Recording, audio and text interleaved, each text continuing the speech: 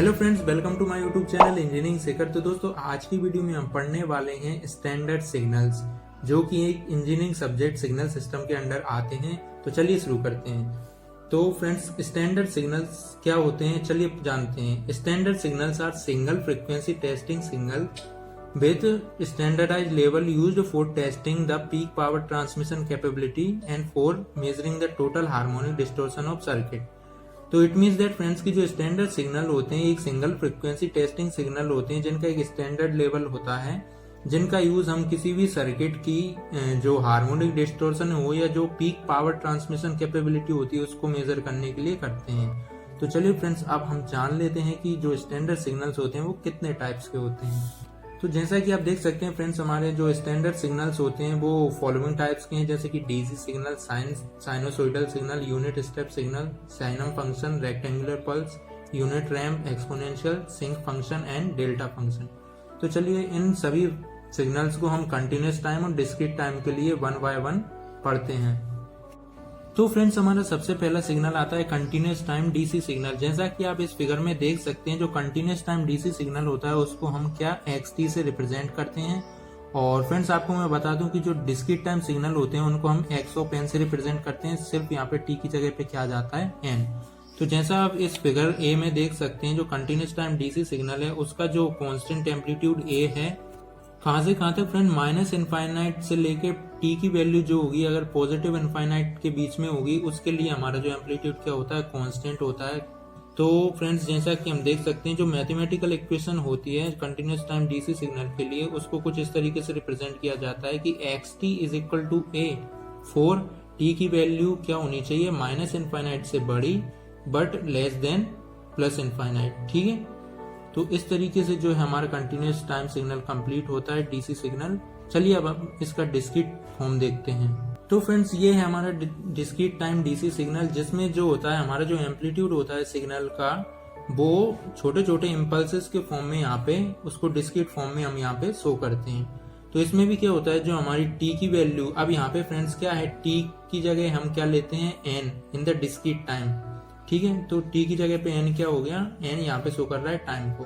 तो जो n की वैल्यू है कहाँ से, minus infinite two plus infinite तक होगी, और जो हमारा एम्पलीट्यूड होगा वो सभी सिग्नल्स का क्या होगा, कांस्टेंट होगा। तो इसके लिए भी क्या जो मैथमेटिकल इक्वेशन होती है उसको हम कैसे रिप्रेजेंट करते हैं, x of n is equal to a for n की वैल्यू माइनस इनफाइनाइट से ग्रेटर देन होगी बट लेस देन होगी प्लस इनफाइनाइट से। और it can be represented in the infinite sequence form as, इसको हम ऐसे भी रिप्रेजेंट कर सकते हैं। यहाँ पर जो एरो शो करता है हमारा ओरिजिन, मींस जो हमारी बाई एक्सिस है, यहाँ पर हमारा जो जीरो वैल्यू होती है टाइम की उसको शो करता है, जैसा कि इसमें बताया गया है। ये वैल्यू को एरो के द्वारा यहाँ पे शो किया जाता है। ठीक है फ्रेंड्स, तो इस तरीके से हमारा जो है डिस्क्रीट टाइम डीसी सिग्नल जो होता है वो कंप्लीट होता है। अब हम बात करते हैं जो हमारा नेक्स्ट सिग्नल है, सेकेंड सिग्नल, साइनोसॉइडल सिग्नल, जो कंटिन्यूअस टाइम फॉर्मेट में कैसा होता है उसको देखते हैं। तो जो हमारा the signal which are sinusoidal in nature are known as sinusoidal signal. इस कैटेगरी में कौन कौन से हमारे साइन और कोसाइन दो सिग्नल्स आते हैं, तो जिनको हम क्या करते हैं, कंटिन्यूअस टाइम में कुछ इस तरीके से लिखते हैं, x t is equal to a sine omega t. और जो साइन ओमेगा में जो ओमेगा होता है उसकी वैल्यू क्या होती है, एंगुलर फ्रिक्वेंसी की 2 पाई एफ। तो उसको कैसे लिख सकते हैं, x t is equal to a sine 2 pi f t. तो चलिए अब इसके हम वेव फॉर्म देखते हैं। तो फ्रेंड्स, ये साइनोसॉइडल सिग्नल की, जैसे कि आप इस फिगर ए में जो वेव फॉर्म देख सकते हैं, यहाँ पे जो एम्पलीट्यूड ए है और जो टाइम है वो क्या है, टी है, और इसको रिप्रेजेंट किससे किया गया है, एक्स टी से। सिमिलरली जो कोसाइन सिग्नल होते हैं वो भी एक साइनोसॉइडल सिग्नल, ये साइन वेव के फॉर्म में होता है। तो उसको हम क्या किससे रिप्रेजेंट करेंगे, x t is equal to a cos omega t. यहाँ पर ओमेगा क्या है, एंगुलर फ्रिक्वेंसी, जिसको कैसे लिखते हैं हम, 2 पाई एफ। ठीक है फ्रेंड्स, तो इस तरीके से हमारे जो साइनोसॉइडल सिग्नल होते हैं उनको रिप्रेजेंट किया जाता है। नाउ चलिए अब हम इसका देखते हैं, साइनोसॉइडल वेव का जो साइनोसॉइडल सिग्नल है उसका डिस्क्रीट टाइम या डिस्क्रीट फॉर्मेट कैसा होता है। तो जो discrete time sinusoidal wave form होती है उसको हम किससे, एक्स ऑफ एन से डिनोट करते हैं। जैसे हमने जो कंटिन्यूअस टाइम में देखा, यहाँ पे एन की जगह पे सिर्फ क्या था, टी। तो डिस्क्रीट में क्या आ गया, यहाँ पे एन। तो x of n is equal to क्या हो जाएगा, ए साइन ओमेगा एन। यहाँ पर जो है ए एम्पलीट्यूड है और ओमेगा जो एंगुलर फ्रिक्वेंसी जिसकी वैल्यू 2 पाई एफ। और जो मैथमेटिकली क्या होता है, जो डिस्क्रीट टाइम साइनोसॉइडल सिग्नल होता है उसको हम इस तरीके से रिप्रेजेंट करते हैं, जैसा हमने अब इक्वेशन में देखा। ठीक है फ्रेंड्स, तो यहाँ पे जो हमारा डिस्क्रीट टाइम साइन फंक्शन होगा, ये जो साइन वेव होगी उसको कुछ इस तरीके से हम इम्पल्सेस के फॉर्म में रिप्रेजेंट करते हैं। और जो ये है साइन वेव के लिए, और ये वाला जो है क्या है कोसाइन वेव के लिए, जो कि 1 से स्टार्ट होती है। ठीक है फ्रेंड्स, तो यहाँ पे नेगेटिव टाइम से लेके पॉजिटिव टाइम के लिए जो हमारे साइनोसोइडल सिग्नल्स होते हैं दोनों, वो इस तरीके से रिप्रेजेंट किए जाते हैं।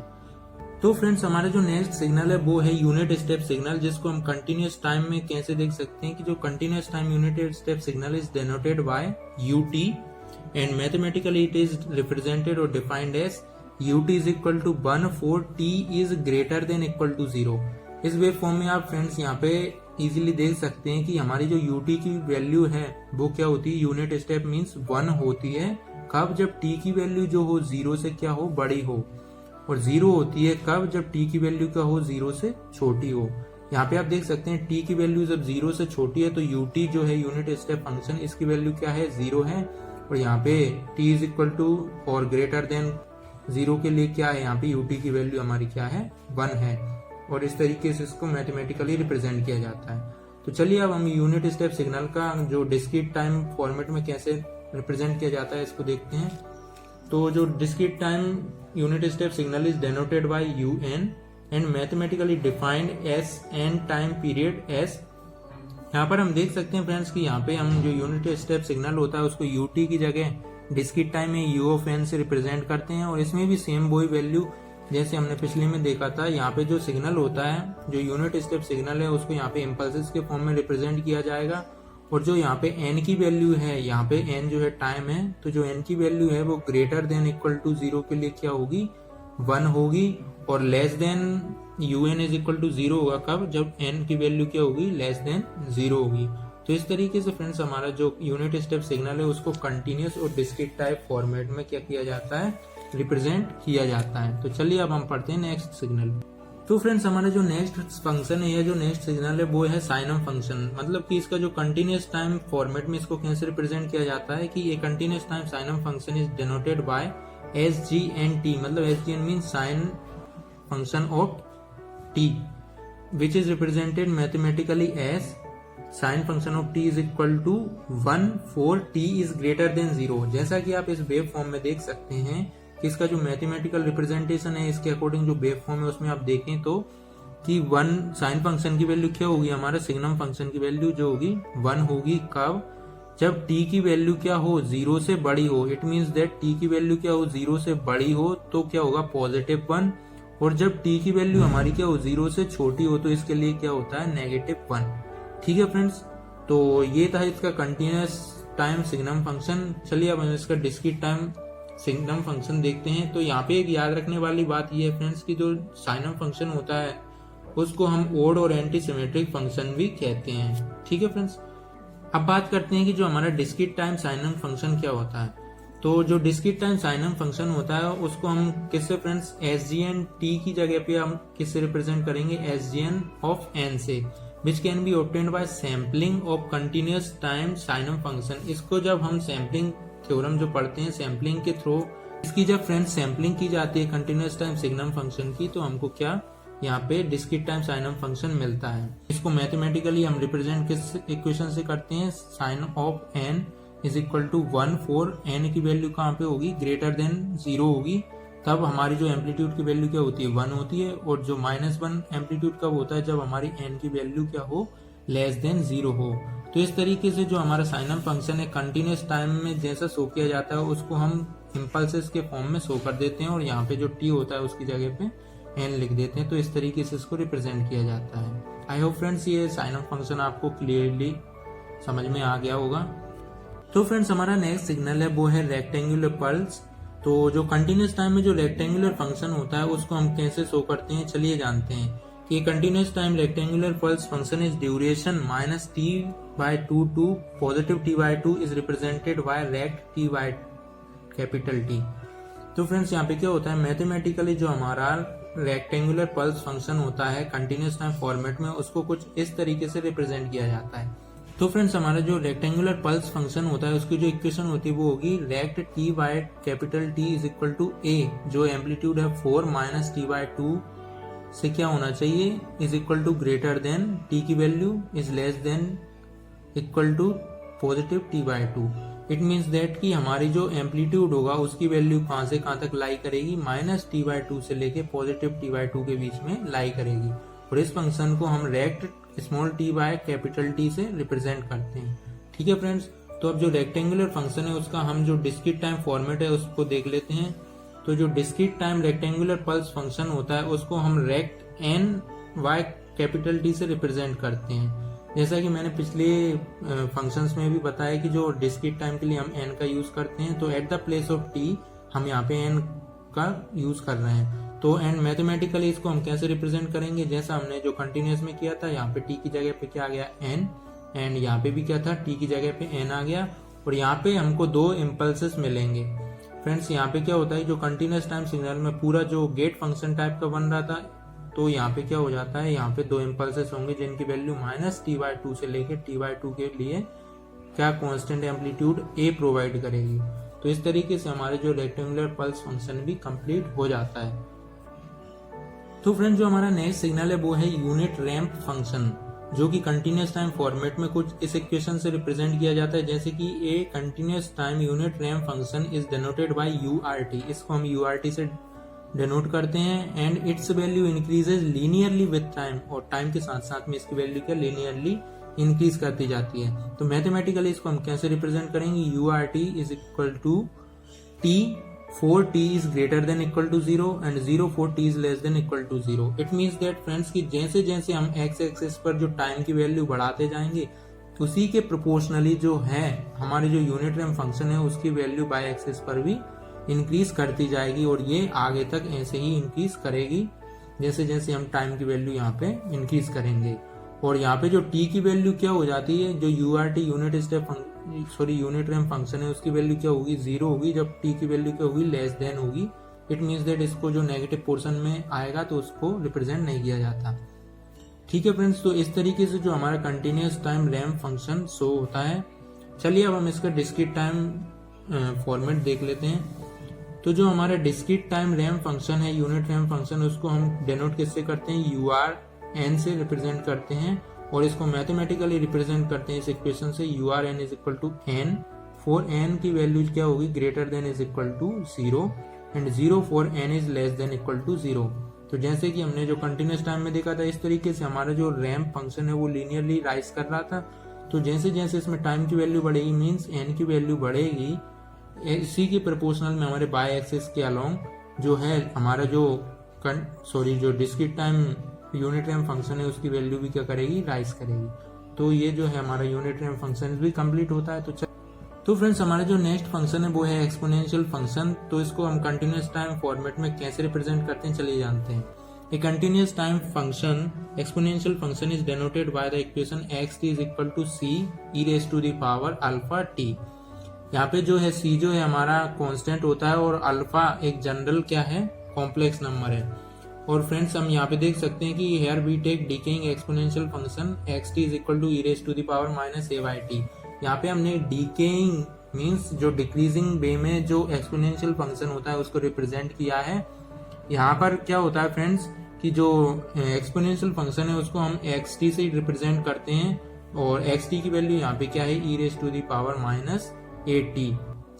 यहाँ पर जो कंटिन्यूस टाइम फॉर्मेट में एक्सपोनेंशियल फंक्शन को हम इस तरीके से रिप्रेजेंट करते हैं। तो चलिए फ्रेंड्स अब इसको हम डिस्क्रीट टाइम फॉर्मेट में कैसे रिप्रेजेंट किया जाता है इसको देख लेते हैं। तो डिस्क्रीट टाइम फॉर्मेट में फ्रेंड्स होता क्या है कि जो कंटिन्यूस टाइम में जैसे देखा था हमने x ऑफ t था उसकी जगह पे n हो जाएगा, और जो है हमारा कंटिन्यूस टाइम में जो ग्राफ बनता था उसमें क्या आ जाते हैं, ये इम्पल्सेस आ जाते हैं, कौन से में, डिस्क्रीट टाइम में। और यहाँ पे e raise to the power minus at की जगह क्या हो जाएगा, माइनस an। तो इस तरीके से हम डिस्क्रीट टाइम फंक्शंस को जो एक्सपोनेंशियल फंक्शन है उसको क्या करते हैं, रिप्रेजेंट करते हैं। तो फ्रेंड्स हमारा जो नेक्स्ट फंक्शन है वो है डेल्टा फंक्शन। तो हम चलिए इसका कंटिन्यूस टाइम डेल्टा फंक्शन कैसे रिप्रेजेंट किया जाता है इसको जानते हैं। तो ये continuous time delta function is represented by del t and mathematically it is defined as del t is equal to 1 4 t is equal to 0 only. It means that friends की जब हमारी t की वैल्यू जो time की value 0 होगी उसी time पर ये हमारे फंक्शंस की वैल्यू क्या होगी, 1 होगी, और इसके अलावा जब हमारी टी की वैल्यू जितनी भी जगह या तो पॉजिटिव शिफ्ट हो या लेफ्ट साइड में देखें, तो जब टी की वैल्यू 0 के नॉट इक्वल होगी तो उस टाइम पे हमारे इस फंक्शन की वैल्यू डेल टी की वैल्यू क्या होगी, 0 होगी। तो फ्रेंड्स जो होता है हमारा delta function, the area under the unit impulse is given by. तो फ्रेंड्स जब हम आगे के क्वेश्चंस में कुछ न्यूमेरिकल सोल्व करेंगे तो उसमें जब हम डेल्टा फंक्शन को कंसीडर करते हैं तो उसके लिए फॉर्मूला है -∞ to ∞ integration of del t d t is equal to 1। यहाँ पर इसकी वैल्यू क्या होती है फ्रेंड्स, 1 होती है। तो चलिए फ्रेंड्स अब हम इसका डिस्क्रीट टाइम फंक्शन देख लेते हैं। तो यहाँ पे क्या होगा कि a discrete time delta function is represented by del n and mathematically defined as del n is equal to 1 for n is equal to 0। It means that जैसे हमने ऊपर देखा था इस वेव फॉर्म में, सिमिलरली यहाँ पे जब n की वैल्यू हमारी क्या होगी, 0 होगी, तभी हमारे फंक्शंस की वैल्यू क्या होगी, 1 होगी। अदरवाइज बाकी वैल्यूज के लिए क्या होगा, हमारा डेल ऑफ n की वैल्यू क्या होगी, 0 होगी। यहाँ पर फ्रेंड्स जो डेल्टा फंक्शन होता है उसका अगर हम सिक्वेंस की बात करें तो जैसे क्या होगा, यहाँ पे जो एरो लगा है वो शो कर रहा है क्या, ओरिजिन, यानी कि 0 वाले एक्सिस। तो यहाँ पे बता रहा है क्या कि जब हमारी वैल्यू क्या होगी, 1 होगी, मीन्स कि जो एरो शो कर रहा है कि 0 पर हमारी वैल्यू क्या होगी, 1 होगी। बाकी जो n की वैल्यू होगी उसके लिए क्या होगी, डेल ऑफ n की वैल्यू 0 होगी। तो इस तरीके से फ्रेंड्स हमारा जो डेल्टा फंक्शन है वो कुछ रिप्रेजेंट किया जाता है। तो फ्रेंड्स हमारा जो नेक्स्ट फंक्शन होता है वो है सिंक फंक्शन। तो जो सिंक फंक्शन होता है उसको हम सिंक साइन सी से रिप्रेजेंट करते हैं, जिसको हम मैथमेटिकली कैसे रिप्रेजेंट करेंगे, जो sine c of x is equal to sine pi of x by pi of x for x is equal to 0। It means that जब हमारी एक्स की वैल्यू क्या होगी, यहाँ पे 0 होगी, तो इसी के लिए हमारा जो सिंक फंक्शन है उसकी वैल्यू क्या होती है, 1 होती है।